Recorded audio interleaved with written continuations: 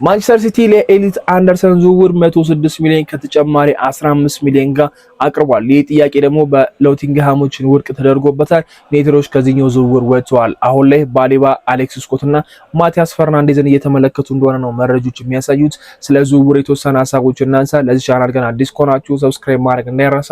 ወደ ቪዲዮው እንሂድ።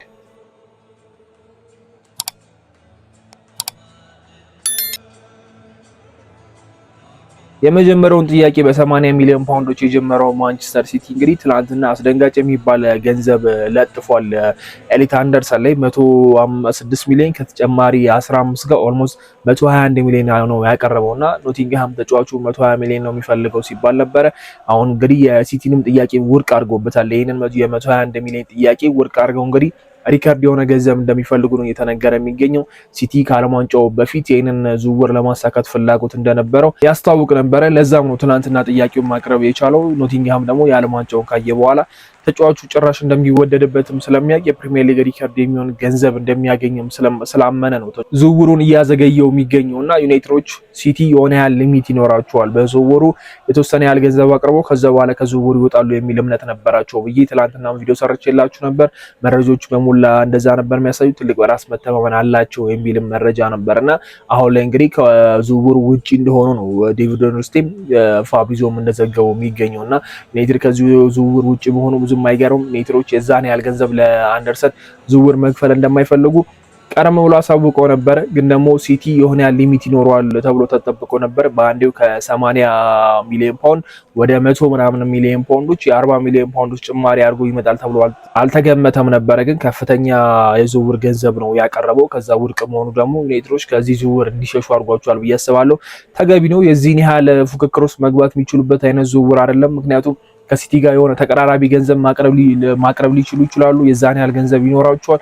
ግን ደግሞ ተጫዋቹ ቅድሚያ የሚሰጠው ማንን ነው? ስትፎካከሩ 50-50 የሆነ ፉክክር ቢሆን የተሻለ ነገር ይኖራል ብዬ አስባለሁ። ግን ደግሞ አንደርሰን ሲቲን እንደሚመጥ እየታወቀ ዩናይትድ የዚህን ያህል ፉክክር ውስጥ መግባት ከፍተኛ ገንዘብ ለማቅረብ መሞከር ተገቢ ነው ብዬ አላሰብም። ባለፈው አመት ቪክተር ኮሬጅ ላይ ምን ያህል ዩናይትዶች ፍላጎት እንደነበራቸው ከዛ ተጫዋቹ ወደ አርሰናል መዘዋወር ፈልጎ ዩናይትዶች ትተውት ሴስኮ ላይ እንደመጡት አሁንም ቢሆን ሌሎች ተጫዋቾች ላይ መሄዳቸው ማይቀር ነገር ነው። ለካስሜሮ ተተኪ የሚሆን ተጫዋች ማን ይሆናል የሚለው ነገር ተጠባቂ ነው። የኤሊት አንደርሰን ዝውውር ከዩናይትድ ጋር ከዚህ በኋላ ስሙን በጭላንጭን ነገር ልንሰማው እንችላለን እንጂ በደንብ ስለሱ ዝውውር የምንሰማበት አጋጣሚ አለ ብዬ አላስብም። ዩናይትድ አሁን አሌክስ ስኮት፣ ማቲያስ ፈርናንዴዝ፣ ባሊባን እየተመለከተ እንደሆነ ነው እየተነገረ የሚገኘው። ዩናይትዶች የሚመርጧቸው ተጫዋቾች ላይ ገንዘብ ማውጣት እንደሚፈልጉ ነው መረጃዎች የሚያሳዩት። ያ ትክክለኛ ነገር ነው ብዬ አስባለሁ። ግን ያው እነዚህ ተጫዋቾች አሁን ባሊባን ሆነ አሌክስ ስኮት፣ ማቲያስ ፈርናንዴዝ ያላቸው እድሜ ከኮቢ ሜኑ ጋር ሲጣመሩ ትንሽ ለዩናይትድ መሃል ሜዳ ትንሽ ሪስክ እንዳለው በጣም ግልጽ ነው። ለካስሜሮ ተተኪ የሚሆኑ ተጫዋቾች ናቸው ለማለት ነው ደፍሮ ለመናገር ይከብዳል። ባለፈው አመት ባሊባ ትክክለኛው ተጫዋች ነው ብለን አስበን ነበረ። ያሳየው እንቅስቃሴ ግን ዩናይትዶች በሱ ላይ ጥርጣሬ እንዲያረባቸው አድርጓልም ብዬ አስባለሁና ዩናይትድ ለዛ ነው እነ ቶናሊን እነ አንደርሰን እነ ቹዋሜኒን ሲመለከት የነበረውና አሁን ባሊባን መልሶታል። ባሊባን መመልከት ጀምሯል። ባሊባ ዩናይትድ እየተጠባበቀ እንደሆነ መረጃዎች በደንብ ያሳያሉ። ከዩናይትድ ተጫዋቾች ጋር ንግግር እያደረገም እንደነበረ ነግሬያችሁ ነበር። ከአንዳንድ ዩናይትድ ተጫዋቾች ጋር ስለ ዩናይትድ ስላለው ዝውውር እያወራ እንደነበረ መረጃዎች ወጥተው ነበርና ባሊባ ዩናይትድን ይፈልጋል። በጣም ግልጽ ነው። ቃሉን ሰጥቷል። አንድ አመት እየጠበቃቸው ነው። ዩናይትድ መተን እናስፈርምሃለን ቢሉትም እንኳን ቃላቸው ሊጠብቁ አልቻሉም። ያው ያለው አቋም ነው ከባሊባ ዝውውር እንዲወጣ ያደረጋቸው። ምንም ግልጽ ነው። እሱን ያየነው ነገር ነው። በዚህ አመት አጠራጣሪ የሚባል አቋም ነው ያሳየው። ግን ወደ መጨረሻዎቹ ትንሽ ተስፋ ሰጪ የሚባል ነገር አሳይቷልም ብዬ አስባለሁና የመጀመሪያዎቹ ታይም ላይ አሰልጣኙ መጥቶም እንደተናገረው ከዩናይትድ ጋር የሚያያዙ ተጫዋቹን ረብሾታል ብሏል። የአፍሪካ ዋንጫ ላይ ያሳየው እንቅስቃሴ ደግሞ ባሊባ አሪፍ እንደሆነ በተወሰነ መልኩ ተመልክቻለሁና አሁን ላይ ተመልሰው መመልከታቸው ምንም የሚገርም ነገር አይደለም። በዋጋም ከሌሎቹ ተጫዋቾች ውድ ናቸው። ዩናይትድ ሲመለከታቸው የነበራቸው ተጫዋቾች ዋጋ ውድነት በጣም ከፍ እያለ መጥቷል። አሁን ኤሊት አንደርሰን ከ120 ሚሊዮን አልፈዋል። የፕሪሚየር ሊጉ ትልቅ ትራንስፈር መሆን እንደሚፈልጉ እንግዲህ ኖቲንግሃሞች እያሳወቁ ነው። እነ ቶናሊ 100 ሚሊዮን ከዛ በታች ዝቅ አይልም እየተባለ ነው። አዳም ዋልተን ተመልሶ 100 ሚሊዮን እየሆነ መጥቷል። እነ ማቲያስ ፈርናንዴዝ 85 ይደርሳሉ እየተባለ ነው። እነ አሌክስ ስኮት 80 እየተባሉ ነውና ባሊባም እስከ 70 የሚደርስበት አጋጣሚ አለ። የሱ ዋጋ ግን መቀነሱ ማይቀር ነገር ነው።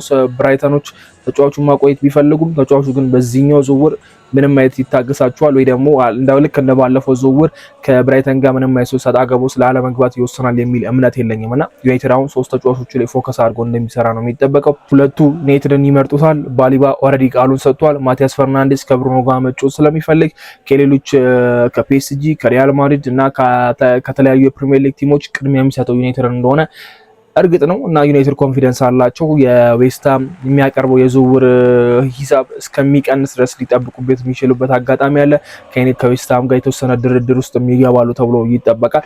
የባሊባም ጉዳይ ወደ ብራይተን ተመልሰው ተጫዋቹን የሚያገኙበት አጋጣሚ ካለ ይሞክራሉ ተብሎ ይጠበቃል እና ሶስቱም ተፖ ላይ ያስቀመጧቸው ተጫዋቾች ቹዋሜኒ ከማድሪድ እንደማይለቅ ተረጋገጠ። የአንደርሰን ዋጋ ይኸው ሲቲ ነገሩን ከፍ አረገው፣ እነሱም ውድቅ ተደረገባቸው። ቶናሊ የደሞዙን ጉዳይ አሳሳቢ ነው፣ ተጫዋቹ ደግሞ በዛ ላይ ውድ ነው ብለው ስለሚያስቡ ቶናሊንም ትተውታል። የነ ባሊባ ላይ መመለሳችን የማይቀር ነገር ነው። ዩናይትድ ለካስሜሮ ትክክለኛ ተተኪ ምናልባት ኤደርሰን መሆን እድሉ ሰፊ ነው ብዬ አስባለሁና ዩናይትድ ኤደርሰን ከዚህ ቀደም ሲመለከቱ እንደነበር ሁላችንም እናውቃለን። ያለው ኤጅ ከባሊባም ከማቲያስ ፈርናንዴዝም የተሻለ ኤጅ እንደሆነ እናውቃለንና እዛ ቦታ ላይ ካስሜሮን ተክቶ የመጫወት እድል ያለው ኤደርሰን ይመስለኛልና በፕሪሚየር ሊጉ የመጀመሪያ ታይሙ ነው የሚሆነው። የመጀመሪያ አመቱ ላይ ጥሩ ፐርፎርም ያደርጋል ጥያቄ ምልክት ነው። ምን ያህል አሪፍ እንቅስቃሴ ሊያደርግ ይችላል የሚለው ነገር እሱም ተጠባቂ ነው። በብራዚል ብሔራዊ ቡድን ምን አይነት ሚና ይኖረዋል፣ በዓለም ዋንጫው ላይ የሚያደርጋቸው ጨዋታዎች ምን ያህል ደቂቆችን ያገኛል እና ራሱን ማሳየት የሚችል ከሆነ ዩናይትዶች በሱ ተማምነው እነዚህን ታዳጊዎችን የማስፈረም ሁኔታ ውስጥ ይገባሉ የሚል እምነት አለኝና ባሊባ መጥፎ አይደለም። የራሱን አቋሙ መመለስ ቢችል ከሆነ ከካስሜሮ በተሻለ መጫወት እንደሚችል ሁላችንም እናምን ነበር። ያኛውን ባሊባ ካገኘን ምንም ጥያቄ የለውም፣ አሪፍ ነገር ነው። ማቲያስ ፈርናንዴዝ ነው የወቅቱ ምርጡ የመሃል ሜዳ ተጫዋች ነው በፕሪሚየር ሊግ ካሉት ማለት ነውና ተስፈኛም ተጫዋች ስለሆነ ዩናይትድ ቢያስፈርሙ ለረጅም ዓመት የሚገለገልበት ነው። አሌክስ ስኮትም በተመሳሳይ መልኩ ግን ደግሞ የሱ የሊቨርፑልም ስላለበት ፉክክር ይኖረዋል። አሁን የበርንማውዙ አሰልጣኝ ራኦላ ወደ ሊቨርፑል ነው ያመሩትና ምናልባት አሌክስ ስኮትን የመውሰድ ፍላጎት ካላቸው ዩናይትድ በሱ በኩልም ትንሽ ፉክክር ይኖረዋል ተብሎ ይጠበቃልና በነፃነት ዩናይትድ የሚመርጡ ተጫዋቾች ላይ ፈሰስ ማድረግ ይፈልጋል። ባሊባ ወይ ደግሞ ማቲያስ ፈርናንዴዝ የትኛው ልንመለከት እንችላለን? ሁለቱንም የመመልከት እድል አለን ብዬ አስባለሁ። ዩናይትድ 3 ተጫዋች እንደሚፈልግ እናውቃለን። ኦልሬዲ አንደኛው ፈርሟል። ሁለቱን በ100 ሚሊዮን ፓውንዶች ማግኘት ይችላል ብዬ አስባለሁ። እስከ 120 እስከ 130 ድረስ ወጥቶ ማግኘት የሚችላቸው ተጫዋቾች ናቸው ብዬ አስባለሁ። ሌላ የግራ መስመር ተከላካይ አለ፣ የበረኛውን ጉዳይ አለና ወጪ የሚያወጡባቸው ቦታዎች አሉ። ግን ይሄኛው በጣም ወሳኙ ቦታ ነው ብዬ አስባለሁና የኤሊት አንደርሰን ዝውውር ከዩናይትድ ጋር ከዚህ በኋላ የሚያያዝ እድሉ በጣም ጠባብ ነው። ዩናይትዶች ተመልሰው ወደ ቶናሊ ከመጡ ምን ሰማ ነው የሚሆነው። የቱዋሜኒም ጉዳይ ኦልሞስት ያለቀለት ነው። ባሊባ፣ ማቲያስ ፈርናንዴዝ፣ አሌክስ ስኮት እነዚህን ግን ደጋግመን የምንሰማቸው ስሞች ናቸው። እስቲ አዳዲስ መረጃዎች ሲወጡ ደግሞ ሼር ማድረጋችሁ ነው የሚሆነው። በሚቀጥለው ቪዲዮ እስከምንገናኝ መቻችሁ ቻው።